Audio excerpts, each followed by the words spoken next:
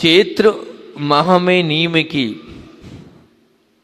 चैत्र माह में नीम की पत्ती हर दिन खाए। चैत्र माह में नीम की पत्ती हर दिन खाए, जर डेंगू या मलेरिया 12 मील भगावे। ज्वर डेंगू मलेरिया 12 मील भगावे। निश्चित मान के चलना, ये जो चैत्र मास होता है आएगा भी आपके लिए, और आप इस चैत्र मास में कोमल और नई नीम की पत्ती खाएंगे तो साल भर आपको मलेरिया नहीं होगा, डेंगू नहीं होगा, आपको ज्वर नहीं आएगा, बुखार नहीं आएगा। इतनी ताकत, इतनी ऊर्जा उस समय चैत्र मास में, उस समय नीम की होती है। पूरे माह भर खाना चाहिए। अगर माह भर नहीं भी खा रहे हो आप तो कम से कम 15 दिन शुक्ल पक्ष के तो खाना ही चाहिए, वो कभी नहीं छोड़ना। थोड़ी सी कड़वी अवश्य होती है, लेकिन भोजन के पहले या खाली पेट अगर आप अंदर रहेगा तो ये मानना कि आप वो नीम खाओगे तो उसके माध्यम से अंदर का जितना विकार होगा वो विकार भी अपने आप बाहर हो जाएगा, अपने आप सब कुछ अंदर की विकृति भी समाप्त होती चली जाएगी। इसलिए, और जब मैं संघ में था तो संघ में प्रत्येक महाराज जी को ये 2-2 गोलियां, कोई महाराज जी 4 गोली लेते, 4 गोलियां बनवाता था। जो लोग हरि का त्याग था उनके लिए उसको सुखवाता था, और सुखवाने के बाद, और जो लोग हरि लेते थे तो उनके लिए ताजी, दोनों तरह की व्यवस्था प्रतिदिन संघ में हमने हर वर्ष चैत्र मास में 1 महीने तक हम करवाते थे, और सभी महाराज जी लोग उसको बहुत ही अच्छे से लेते भी थे। तो निश्चित रूप से आप लोगों का कर्तव्य है कि जो माता जी हैं, जो महाराज जी हैं, जो आपके यहाँ शादी का आश्रम में दादी लोग हैं, पूरे 1 माह कोमल नीम की पत्तियों को, उसमें आप हल्का सा नमक और बहुत कम मात्रा में काली मिर्च भी डाल सकते हैं, तो एक गोली जैसी वो बन जाएगी। वो स्वास्थ्य के लिए लाभकारी होगी। इससे मलेरिया, डेंगू, बुखार आदि पूरे प्रतिवर्ष होंगे ही नहीं। तो ये अब हमारी जो प्रवचन श्रृंखला चल रही थी, उस प्रवचन श्रृंखला में 2 दिन अपन वहाँ पर ही चले थे, लेकिन मैंने आपसे बोला था कि जो खाद्य पदार्थ हैं, उन खाद्य पदार्थों के साथ कौन से पदार्थ लेने से हितकारी होते हैं, उस हितकारी का प्रकरण अपना चल रहा था। उस हितकारी प्रकरण में आपके बीच में उड़द, चना, मूंग और अरहर, ये 4 रख दिए थे। अब आज 5वें नंबर पर रख रहा हूँ, जो हर घर में बनती है, हर स्थान में, मतलब मेरे ख्याल से भारतवर्ष में तो उसका प्रचलन ज़्यादा ही है, वो है गेहूं की रोटी। गेहूं की रोटी लगभग हर घर में मिल जाएगी, और उस गेहूं की रोटी को आप लोग जो सेवन करते हैं उसमें 2 चीज़ें बताई हैं गेहूं की रोटी में। एक तो ककड़ी, गेहूं की रोटी के साथ ककड़ी का सेवन उत्तम बताया है। गेहूं गर्मीदायक होता है, गेहूं पित्तवर्धक होता है, तो पित्त को शांत करने के लिए आप ककड़ी और ककड़ी का रायता या ककड़ी की सब्जी आप ले सकते हैं। हाँ, ककड़ी का सलाद लिखा है, मैं कैसे लेकिन उनका समर्थन करूं, तो ककड़ी गेहूं की रोटी के साथ लेना अपने आप हितकारी संयोग माना है।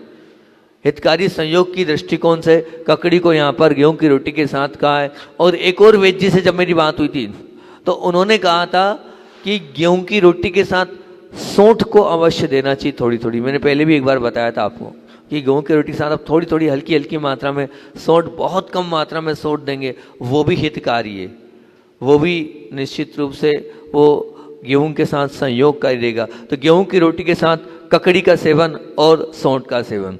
और अब मक्का आप लेते हैं, मक्के का सेवन ठंड में प्राय होता ही होता है, और जब भी आप मक्का लें या पॉपकॉर्न भी लें, मक्के से बनी कोई भी वस्तु लें, तो उसके साथ संयोग में उसे पचाने के लिए आप अजवाइन का सेवन करें। आप अजवाइन का सेवन करेंगे तो जो मक्का लिए वो मक्का बहुत अच्छे से पच जाएगी। वो अब जैसे कम से कम हमारे लिए तो आप ध्यान रख सकते हैं कि हम जब मान लो कोई एक वस्तु लें तो फिर उसके साथ उस वस्तु को देने की छूट है, ठीक है ना, अगली उसकी छूट है। जैसे मक्का किसी दिन हमने ले लिया, अब उसको बचाने के लिए क्या करना चाहिए, आपको अजवाइन अवश्य देना चाहिए, अवश्य अजवाइन दे। मक्के की एक चीज़ और होती है, वो होती है मक्के का एक जो होता है वो होता है पॉपकॉर्न। तो मैंने अनुभव किया, मैं कम से कम 5-7 बार ले चुका हूँ अभी तक, सिर्फ पॉपकॉर्न। सिर्फ पॉपकॉर्न लिया, भोजन में आहार में कुछ नहीं लिया, जितना भी लेना था पॉपकॉर्न लिया मैंने। एक आध बार तो यहाँ भी ले चुका हूँ, एक बार हो गया है, एक बार यहाँ हो गया, और भी तीन जगह 3-4 स्थानों पर हुआ। मैंने अपना अनुभव बता रहा हूँ, जब भी पॉपकॉर्न लिया तो रुक्षता और वात बहुत बड़ी, शरीर में वात बहुत बड़ी, और वात के कारण पाइल्स आदि की समस्या और अन्य समस्याओं से होती है। तो आप ध्यान रखना, जब मैंने पढ़ा इसको तो मुझे लगा कि पॉपकॉर्न खाने से रुक्षता और वात बढ़ती है। आप उस समय घृत के साथ घृत दें। जब भी कोई ऐसा बहुत ज़्यादा आप पॉपकॉर्न ले रहे हैं, बहुत वात बढ़ती है और बहुत रुक्षता शरीर में आ जाती है, उससे एलर्जी भी होती है, ध्यान रखना। उससे खुजली भी चलती है, उससे वो खुजली वर्धक भी होती है, और रुक्षता आने से उसके अंदर जो है निश्चित मान के चलना कि आपको लाल मतलब हो जाएंगे शरीर पे। तो जिस दिन वो आप पॉपकॉर्न अधिक मात्रा में खाएं, उसके साथ घी का सेवन अवश्य कराएं। उससे वो जो रुक्षता है वो भी खत्म हो जाएगी, और साथ में घी जो है वो वात को नष्ट कर देगा। इसका विशेष आप लोग ध्यान रखें, और हमारे लिए तो विशेष ध्यान रखें। वो तो आते ही साल में 5-7 बार 8 बार तो हम कर ही लेते हैं लगभग, तो विशेष ध्यान रखेंगे तो बहुत अच्छी बात है। तीसरा,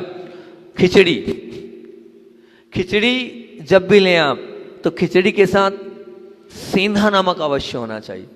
अब जिन लोग महाराज जी माता जी त्याग है तो उनको नहीं देना, ठीक है ना, नहीं तो आप उनको दो, ठीक, उनका त्याग ही है तो उनके लिए नहीं। लेकिन सेंधा नमक आप जो लेते हैं वो नमक वो वाला नहीं, सेंधा नमक को खिचड़ी के साथ लेना सेव्य बोला है, उसके साथ वो खिचड़ी पच जाती है व्यवस्थित, उसका पूरा।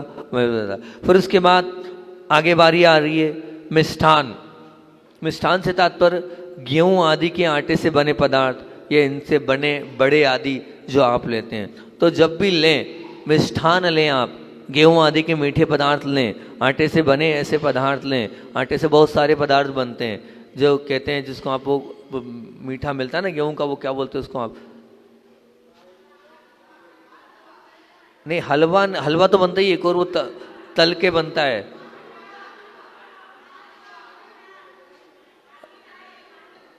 अब याद नहीं आ रहा, छोड़ो। मतलब मिष्ठान मतलब गेहूं आदि से बनी हुई, आटे से बने ऐसे जो भी पदार्थ आप लें, तो जो भी, हाँ मीठे गुलगुले, ठीक, तो जो भी बने, जो भी लें आप, तो उसके साथ क्या लें, तो ऐसा आया है आयुर्वेद ने कि जब भी आप लें तो नीम जो होती है, उस नीम की जड़ का सेवन उसमें बताया गया है। तो नीम की जड़ का सेवन, और जल लें, जल अर्थात गर्म जल ना लेकर ठंडा जल लें, एकदम ठंडा जल भी नहीं, लेकिन सामान्य से जल लें, और साथ में नीम की जड़ लें। अब दूध, आप लोग दूध अच्छे से लेते हैं और दूध का सेवन सभी जगह होता है, तो उसमें आया है कि जब दूध लें तो दूध के साथ तो नहीं, लेकिन दूध जिस दिन ज़्यादा मात्रा में लें तो मूंग का सूप, अर्थात मूंग का सूप कह दो आप, या मूंग की दाल का पानी ले लो आप, वो लेना चाहिए। वो उस दूध को पचाने में सहायक होता है। ऐसा आयुर्वेद में कहा जा रहा है कि जब भी आप दूध की मात्रा अधिक लें तो मूंग का सूप या मूंग की दाल का पानी कह सकते हैं उसे, है ना, जो पानी बनता है उसे आप लें तो बहुत अच्छी बात है। या मूंग का सूप में मूंग को फेंट कर भी बनाया जाता है, उसे भी आप लें तो दूध जो है वो पचता है। फिर उसके बाद घी, जब मैंने आयुर्वेद में पढ़ा तो बड़ा आश्चर्य हुआ। यूं तो घी के साथ जो है नींबू लेना निषेध है, घी के साथ नींबू लेना निषेध है। घी का तोड़ मिर्ची है, घी का तोड़ मिर्ची है, मिर्ची का तोड़ घी है। लाल मिर्च आप लो, घी लो, घी अधिक ले लो तो लाल मिर्च लो। लेकिन उन्होंने कहा है कि एक जम्बीरी नींबू का रस होता है, जब आप अधिक मात्रा में घी के साथ नहीं लेना, मिलाकर नहीं लेना, लेकिन घी के बाद आप जम्बूरी नींबू का रस होता है वो लें। वो उस घी को पचाने की ताकत रखता है, जो आपने अधिक मात्रा में घी लिया है वो उसको डाइजेस्ट कर देगा। वो घी आपके शरीर में प्रत्येक अंग में पहुंचाने का काम करेगा। जम्बूरी नींबू का रस पढ़ा तो बड़ा आश्चर्यकारी लगा कि एक तरफ तो निषेध कर रहे हैं, लेकिन एक स्पेशल ये जाति होती है जिसको जम्बीरी नींबू बोलते हैं, है ना। जम्बीरी नींबू आप पता कर लेना, उसमें आपका यूट्यूब पर निकाल लेना। जब घी है, हाँ बड़ा होता है शायद वो ना, हाँ सामान्य नींबू से वो अलग होता है वो, और बड़ा साई संतरे जैसा शायद होता है वो।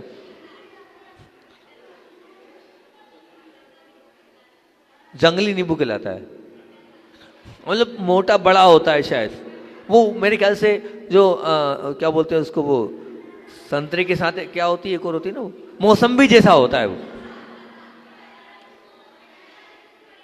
कौन सा नींबू? कर्रा नींबू बोलते हैं। अब जो आप क्या बोलते हो ठीक है, मैंने बोल दिया। उसको आयुर्वेद में जम्बीरी नींबू का रस बोलते हैं।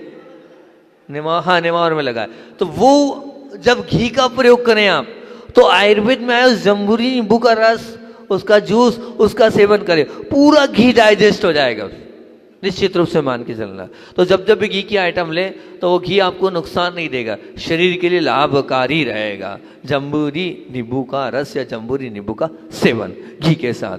अब आम आप लेते ही हो, सबको आम बड़ा प्रिय है, पर खट्टा आम कभी नहीं लेना और मीठा आम कभी छोड़ना नहीं।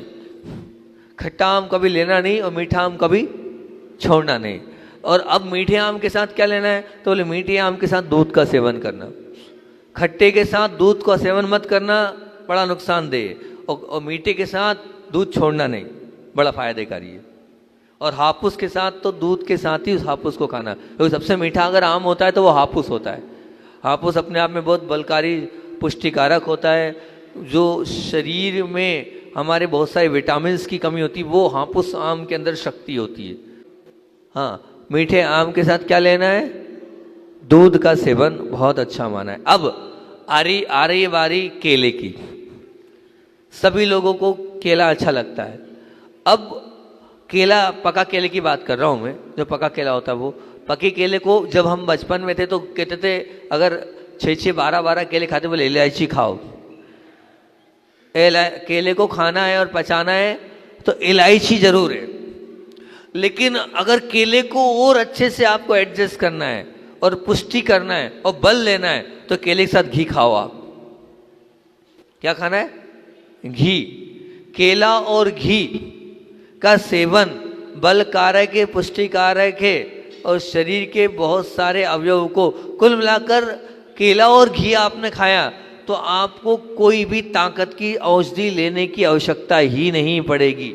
जो लोग कमजोर हैं, जो लोग दुबले हैं, जो लोग कमजोर हैं, जो लोग दुबले हैं वो लें। जो लोग मान लीजिए कमजोरी से उठे कोई बीमारी से, वो लोग दूध के साथ केले के साथ घी का सेवन करें। उससे वो जो कमजोरी है अपने आप दूर हो जाएगी। तो केले के साथ वैसे इलायची और साथ में क्या, घी का सेवन करें, बहुत अच्छा होता है। और अब आती है बात नारंगी की। नहीं, ऐसा है कि केले में आप ये निश्चित ध्यान रखना कि जो पका हुआ होता है, कौन से वाला, उस क्या बोलते हो, नहीं वो कोई कुछ पकाते ना, कार्बेट का जो पका, वो केला जो है बहुत नुकसानकारी होता है। हम आपको बताएं, केले के लिए बता रहे हैं आपको। बहुत बार संघ में हमने किया, इंदौर में भी कराया था, अभी आलमवा बीच में कहाँ एक स्थान पर रुके थे, और 2-3 स्थान पर, 4 स्थान पर कराया। पूछ गुरुदेव, जिनको आँव होती थी, सुन लो, बिल्कुल आँव वाले प्रकरण में तो बोल ही दूंगा मैं, पर अब याद आ जाता है तो बीच में फिर उस प्रकरण को बोल देता हूँ, क्योंकि बीमारी का प्रकरण मैं अभी हल कर रहा हूँ। आज मैंने बहुत मेहनत करी, रात में लगभग 3, साढ़े 3, 4 बजे तक पूरी रात्रि में पूरी मेहनत करी, और मैंने हार्ट के ऊपर काम किया। मतलब हृदय रोग पर जितना मेरे पास मटेरियल था सबको इकट्ठा कर लिया मैंने, अलग अलग स्थान पे, कहीं ये डायरी में, कहीं वो अनुभव हो जा रहा में, तो कहीं तीसरी, उसको सबको इकट्ठा कर लिया मैंने। अब आज ही सुबह सोनू भैया ने निवेदन किया हमारे बड़े भाई साहब को हृदय में, बोले बहुत तकलीफ होती है ठंड में। मैंने निश्चित रहना, मैंने जितना इकट्ठा किया 25 साल में हृदय से संबंधित 1 या 2 दिन लगेंगे, पूरा दे दूंगा।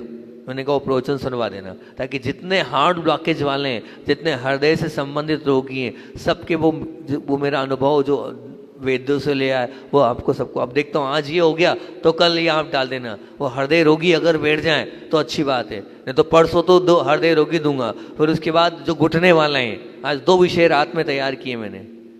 एक तो घुटने का विषय तैयार किया और एक हृदय का विषय तैयार किया। 2 विषय आज रात में मैंने तैयार किए हैं। आज तो अपना दिन जगने का था, रात्रि विश्राम में, वो आप लोगों के बीच में रखूंगा मैं। तो अभी यही बोल रहा था मैं कि क्या केला, केले के साथ क्या खाना है? घी खाना है। ठीक, अब उसके बाद आपने कुछ पूछा था, क्या पूछा था? हाँ, 12 ही महीना केला, तो मैंने बता दिया 12 महीने पका हुआ केला लेना है। और कौन सा जो आता है वो, तो अचाई श्री की बात चल रही थी अपने केले के ऊपर। ठीक, उसमें से बात निकल गई, बात कट गई। तो अचाई श्री जी जिनको आँव होती है उन लोगों के लिए, बहुत सारे महाराज जियों के लिए मैंने खुद ने कराया उनकी आज्ञा से, वो सिर्फ केला, मान लो आपको बहुत ज़्यादा दस्त लगे और बंद नहीं हो रहे हैं, आँव भी छोड़ दो, दस्त भी लगे आपको और आपको डायरिया हो गया है, कुछ नहीं करना, पका लेकिन कार्बोट वाला वो वाला केला नहीं, वो वाला केला लें, उस केले को प्रासुक करें और सिर्फ केला केला खिला दें, केला केला खिला दें, आप बिल्कुल बंद के आपकी सोच हो जाएगी, वो आपका पूरी बीमारी समाप्त हो जाएगी, सिर्फ केला। अब मानना आप तो बाद में पानी पी लोगे, हमने महाराज लोगों को कराया बिना पानी के 4-4 दिन 3-3 दिन रखा है हमने सिर्फ केले पे। अब बताओ, पानी की कोई आवश्यकता नहीं, पानी एक बूंद पानी नहीं, कुछ भी नहीं, सिर्फ केला या नहीं केला, जितना खा सकता है सामने वाला खा ले। हम एक ही बार में ठीक कर दिया हमने केले से, एक ही बार में, दूसरी बार की आवश्यकता ही नहीं लगी, सिर्फ मात्र पका केला, लेकिन होना चाहिए देशी, होना चाहिए वो वाला बिना उसका। तो आप केले का प्रयोग कर सकते हैं जिनको बहुत ज़्यादा पतले दस्त लगे हुए हैं, जिनको डायरिया हो गया है, पका केला आप देंगे तो बहुत, और जिनको आँव की शिकायत है उनके लिए ये केला बहुत काम का होता है। सिर्फ केला केला केला केला, अत्यधिक आँव वाले की बात है कि जिनको बहुत ज़्यादा आँव है उनके लिए केले का सेवन आप करा सकते हैं। 3-4 महाराजों को मैंने कराया है, ये इंदौर में सौम्य सागर जी महाराज जी को अचाई श्री की आज्ञा से कराया था, सहज सागर जी को कराया है, विशद सागर जी को कराया है, और भी अन्य शावक और भी अन्य लोगों को इसका मैंने से कराया केला। केला के बाद अब आती बारी नारंगी की। नारंगी अर्थात आप लोग जानते नहीं, नारंगी अलग होती है और संतरा अलग होता है, नारंगी अलग होती है ना, उसको क्या बोलते हैं आप? मौसम्बी। मौसम्बी और नारंगी एक ही बात है, संतरा अलग है। हाँ, तो नहीं, नारंगी और वो एक ही होती है, संतरा और नारंगी एक होती है, मौसम्बी अलग होता है। अच्छा ठीक, वही संतरा और नारंगी तीनों अलग अलग है। अब भगवान जाने जो है, मुझे आता नहीं, खाता ना मैं खाता हूं ना मुझे मालूम है। जो भी ये नारंगी जिसको आप बोलते हैं, वो नारंगी जब भी लें तो नारंगी के साथ आप गुड़ का सेवन करें। नारंगी के साथ आप जब गुड़ का सेवन करेंगे, हितकारी संयोग है, उसको आप लेंगे तो शरीर के लिए वो लाभकारी है। फिर उसके बाद आ रही है हमारी द्राक्षा या अंगूर या किशमिश, अंगूर की किशमिश बोली जाती है वो। तो ये अंगूर की किशमिश जब भी लें, और लेते ही हैं, और बच्चों को तो बहुत ज़्यादा प्रिय होती है वो किशमिश, तो कह रहे हैं उस किशमिश से अंदर कीड़े पड़ जाते हैं। अगर आप बच्चों को ज़्यादा किशमिश देंगे तो पेट में कीड़े हो जाते हैं, वो हानिकारक सिद्ध होती है। तो जब भी आप दें तो किशमिश के साथ उसको सेवन करने के लिए लौंग दें। लौंग खिलाएंगे तो वो जो किशमिश है वो पच जाएगी, वो किशमिश है वो एडजस्ट हो जाएगी। लौंग आप खिलाएं किसके साथ? किशमिश के साथ। किशमिश की मात्रा अधिक हो रही है, किशमिश ज़्यादा दे रहे हैं, या आपने 25 किशमिश भी लिए लेकिन उसके साथ एक लौंग चबा लें आप, तो वो जो किशमिश आपने खाई है वो अपने आप में वो सब कुछ पच जाएगी, वो व्यवस्थित तो हो जाएगी। ठीक, फिर उसके बाद किशमिश के बाद आती बारी, बहुत लोग खाते हैं पिस्ता, अखरोट और बादाम। तो पिस्ता, अखरोट और बादाम के साथ भी आप लौंग का सेवन करें। जब भी पिस्ता, बादाम, अखरोट आपके आहार में आए उस समय आप लौंग का सेवन अवश्य करें, लौंग लें, वो हो जाएगी। अब आ रही है बात मिश्री की। मिश्री सभी लोग लेते ही हैं, और मिश्री का सेवन आप जब भी करें तो सौंठ के, मिश्री ली तो सौंठ लें, वो उसके साथ हितकारी संयोग है। मिश्री के साथ सौंठ का प्रयोग हितकारी संयोग है, आप उसको लें। फिर उसके बाद आप लेते हैं गन्ना, गन्ने का रस, गन्ने का जूस लेते हैं। अक्षय तृतीया पे तो स्पेशल चलता ही है ना, ये गन्ना चूसते हैं, तो गन्ने के साथ सौंठ डाल के लें आप। गन्ने का रस सिंपल नहीं ले, वो सर्दी हो जाएगी, खांसी हो जाएगी, गला लग जाएगा, हो सकता है वो आपको जठराग्नि को मंद कर दे। तो आपको जो गन्ना का रस आप जब भी लो तो उस गन्ने के रस के साथ क्या लेना है? सौंठ की मात्रा को अवश्य लें, तो वो जो गन्ना है उसके माध्यम से पच जाएगा, व्यवस्थित हो जाएगा। ये हितकारी संयोग है। इन हितकारी संयोग को आप ध्यान रखेंगे तो आपका वही आहार कई गुना लाभप्रद हो जाएगा। अब बात ये है कि कुछ खाद्य अति सेवन कर लिया तो उसकी चिकित्सा कैसे करें। कुछ खाद्य पदार्थ ऐसे हैं जिनको हमने अति सेवन करा, उसकी चिकित्सा कैसे करें। तो अगर मान लीजिए आपने मलाई खाई, और मलाई ध्यान रखना खट्टी खाई तो और हानिकारक है, बिल्कुल ध्यान रखना, वो कफकारक है। कैसी है? कफकारक है। पहली बात तो हम आपको बताएं, मलाई अपने आप में बहुत ज़्यादा गरिष्ठ होती है, अत्यधिक गरिष्ठ होती है। मलाई वही खा सकता है जो बहुत ज़्यादा मेहनती हो, जिसके पास कहना चाहिए अत्यधिक कार्य और वो बहुत मेहनत करता हो। क्योंकि मैंने अपनी आंख से एक साधु की मतलब स्थिति खराब होते देखी मलाई के चक्कर में, सिर्फ मलाई के चक्कर में। दही कफकारक होता है और दही का एक ही तोड़े वो हर घर में मिलता है, तो वो देना चाहिए। दही के साथ जीरा अवश्य दें।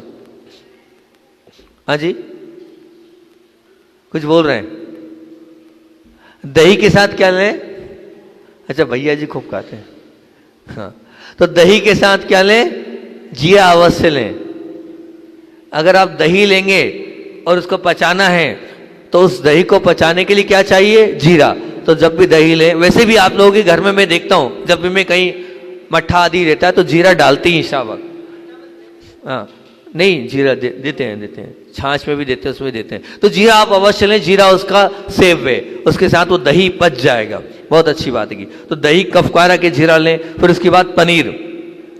पनीर जो है पित्त कारक है, ध्यान रखना, तथा कफ प्रकोपक भी है वो पनीर। तो पनीर जब भी लें आप, पनीर की सब्जी बनाएं तो दो चीज डालें उसमें, काली मिर्च और लाल मिर्च। क्या डालें? काली मिर्च और थोड़ी लाल मिर्च अवश्य डालें, तब वो पनीर पच पाएगा, है ना। पित्तकारक भी होता है और कफ प्रकोपक भी होता है। तो ये दोनों को शांत करने के लिए काली मिर्च डालें और लाल मिर्च डालें। कुल्फी, हाँ, जो लाल मिर्ची नहीं खाता तो काली मिर्च तो है ही, ठीक है ना, थोड़ी बहुत मात्रा में एक आध वो डाल सकते हैं। अब कुल्फी मतलब आइसक्रीम, हम तो लेते नहीं है, ना लिया है ना लेंगे, लेकिन आप लोग तो लेते ही हैं। क्या? जिस समय नहीं लेना है तो आप उस समय जीरे को नहीं डालें, उस समय पनीर ही नहीं खाएं, ज्यादा बेस्ट है। अधिक मात्रा में नहीं खाएं। हाँ, दही नहीं, लेकिन हाँ, नहीं, इस महीने तो जीरे का निषेध ही है। हाँ, इसमें तो जीरा लेना ही नहीं चाहिए। मतलब जीरे का 1 माह तो पूरा ख्याल रखना है। बाकी अन्य 11 महीने में 2 महीने में कम बोला है, और बाकी 10 महीने में तो बोला ही है साथ। हाँ, दही अच्छा बताया है तो, लेकिन आप जीरा उसके साथ ना लें तो ज्यादा अच्छा है। नहीं, अत्यधिक मात्रा में ना लें दही का। ये जब ये मैंने वो बोला है अति सेवन, ये मैं उसकी बात कर रहा हूं। अति सेवन में आप इस वस्तु का ले रहे हैं, अति सेवन किया है तो उसके साथ आप इस वस्तु को लें, ये वो वाली बात चल रही है।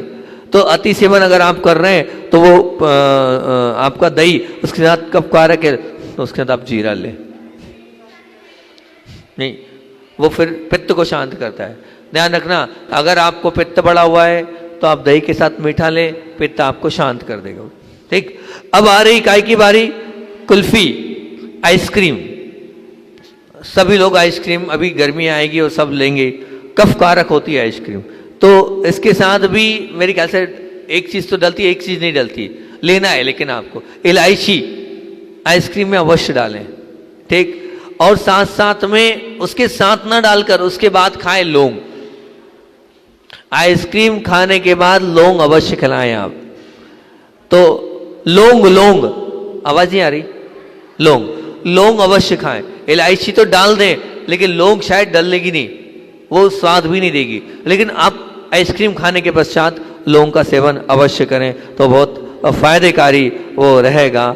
और फिर उसके बाद जितने हृदय रोगी हैं वो परसों जाए। आचार्य भगवान की बात को बोलकर अपनी बात को विराम देता हूं। और एक बार आचार्य भगवान नेमावर में सोच के लिए जा रहे थे, मुझे डेट भी याद है पूरी अच्छे से, क्योंकि कार्यक्रम था, इसलिए डेट 13 फरवरी 2015।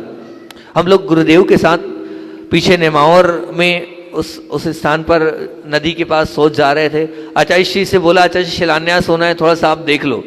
और हम लोग आचार्य श्री जी को जो 24 मतलब त्रिकाल 24 है उस पे ले गए। हुआ ये कि वहाँ व्यवस्था आचार्य श्री के लिए करी थी और एक वो बनाई थी ईंट की। अब आचार्य श्री जी ने वहाँ पाँव रखा, वो थोड़ी कमजोर थी, हम लोगों ने ध्यान नहीं दिया और एकदम वो टूट गई।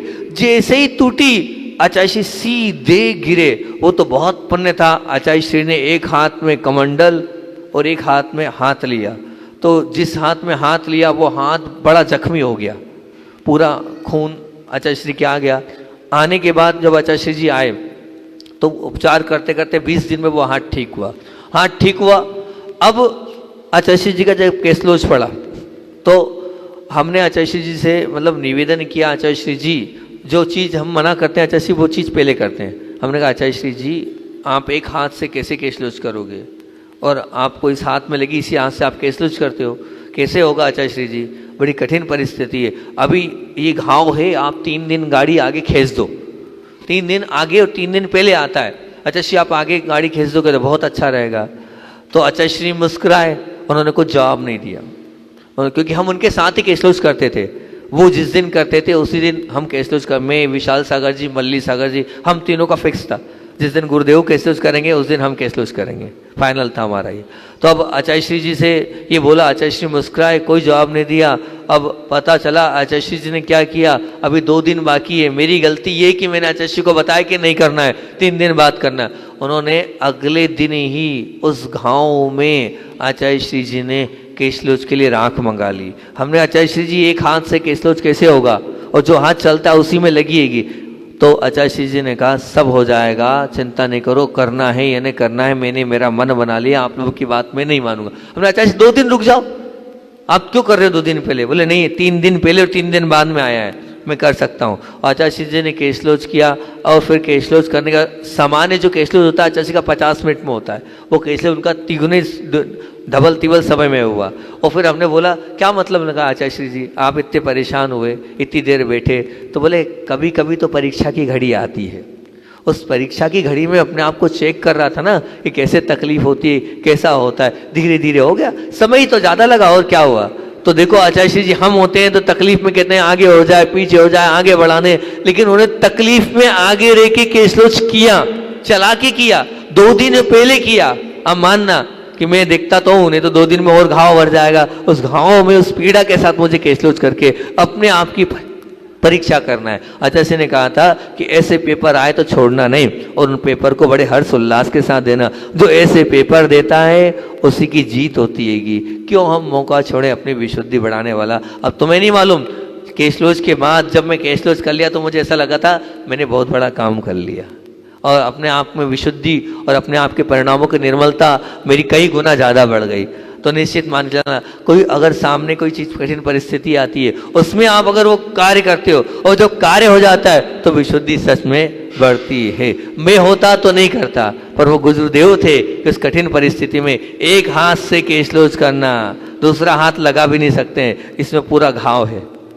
तो ऐसे हमारे पूज्य गुरुदेव थे जो सिखाते थे कि परीक्षा में और इस प्रकार की विघ्न और बाधाओं में भी अपने मन को प्रशस्त रखना। और एक ही